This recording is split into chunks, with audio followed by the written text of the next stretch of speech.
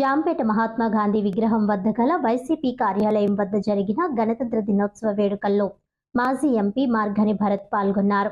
ఈ సందర్భంగా భరత్ మాట్లాడుతూ ప్రపంచంలోనే అతిపెద్ద ప్రజాస్వామ్య దేశమైన మన భారతదేశమని, ఎందరో మహానుభావుల ప్రాణత్యాగంతో మనం దేశానికి స్వాతంత్ర్యం తెచ్చుకున్నామని, వాళ్ళని మనం గుర్తు చేసుకుని వాళ్ళ అడుగు జాడల్లో మనం నడవాలని కోరారు. రాజ్యాంగ నిర్మాత డాక్టర్ అంబేద్కర్ దిశానిర్దేశం చేసిన రాజ్యాంగం అమలులోనికి వచ్చిన రోజు మనం గణతంత్ర దినోత్సవం జరుపుకొని ఆ మహనీయుని మనం గుర్తు చేసుకోవాలని కోరారు. సిటీ ప్రజలకు, రాష్ట్ర ప్రజలకు గణతంత్ర దినోత్సవ సందర్భంగా శుభాకాంక్షలు తెలియజేసిన భరత్ ఈ కార్యక్రమంలో సిటీ పార్టీ శ్రేణులు, కార్యకర్తలు పాల్గొన్నారు. మన భారతదేశం ఈ ప్రపంచంలోనే అతిపెద్ద ప్రజాస్వామిక దేశం. అటువంటి ప్రజాస్వామిక దేశం 1950లో రిపబ్లిక్ డే జనవరి 26వ తారీఖుని జరుపుకుంటూ సర్వస్వతంత్రమైన దేశంగా ఆవిర్భవించింది. ఈ దేశానికి 1947లో స్వతంత్రం వచ్చినప్పటికీ కూడా రిపబ్లిక్ డే అనే దాన్ని, మన రాజ్యాంగాన్ని ఎప్పటికీ చిరస్మరణీయులు శ్రీ బాబాసాహెబ్ అంబేద్కర్ గారి యొక్క స్వహస్తాలతో లిఖించబడిన ఈ రాజ్యాంగాన్ని మనం ఇవాళ స్వేచ్ఛా వాయువులతో అనుభవిస్తున్నామంటే కారణం మన అంబేద్కర్.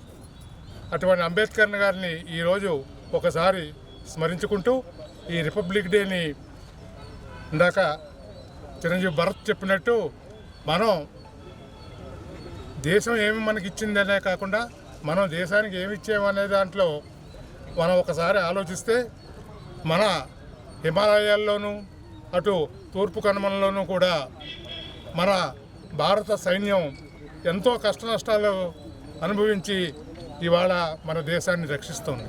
అటువంటి సైన్యాన్ని మనం ఎప్పుడూ కూడా మన స్మరణ చేసుకుంటూ మనం అభినందించాలని చెప్పి ఈ సందర్భంగా మనవి చేసుకుంటూ మనందరికీ కూడా స్వతంత్ర దినోత్సవ శుభాకాంక్షలు తెలియజేస్తాం. రిపబ్లిక్గా ప్రకటించుకున్న రోజు, మరి భారత రాజ్యాంగాన్ని పార్లమెంట్లో ఆమోదం పొందిన తర్వాత ఈ రోజు నుంచి జనవరి 26, 1950వ తారీఖు నుంచి అమల్లోకి వచ్చిన రోజు.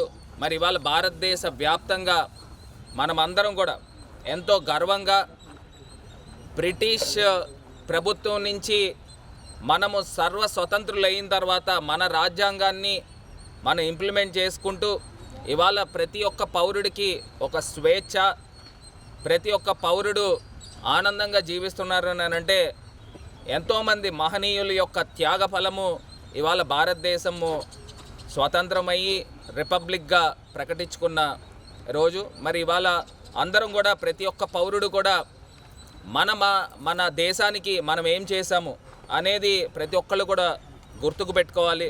భారతదేశము మనకి స్వతంత్రాన్ని ఇచ్చింది. భారతదేశము ఎంతోమంది మహనీయుల యొక్క త్యాగ ఫలం వలన ఇవాళ మనం సర్వస్వతంత్రులుగా ఉన్నాం. అదే తరహాలో ప్రతి ఒక్క పౌరుడు కూడా నేను నా దేశానికి ఏమి ఇచ్చాను అనేది ఒక్కసారి ఆలోచన చేసుకోవాలి.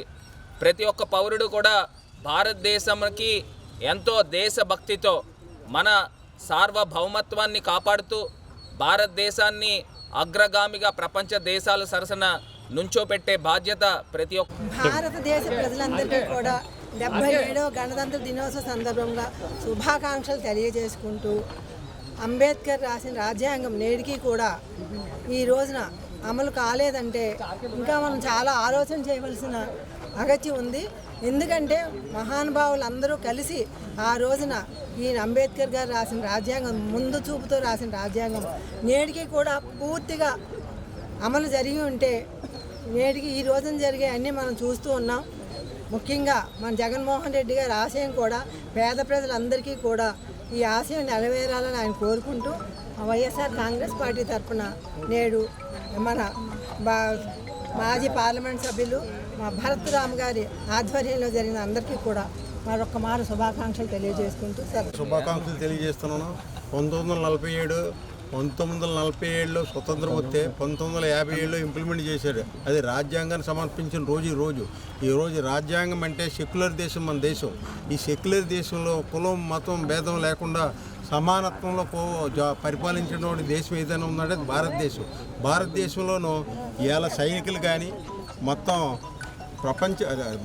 ఇండియాలో ఉన్నటువంటి పౌరులందరూ భారతదేశ గణతంత్ర దినోత్సవాన్ని ఘనంగా జరుపుకున్న రోజు ఈ రోజుని అంబేద్కర్ ఆ రాజ్యాంగమే రాయకపోతే ఏదో పాకిస్తాను అటు బంగ్లాదేశ్ లాగా మన దేశం కూడా తయారైపోయి ఉండే దేశం అన్నమాట.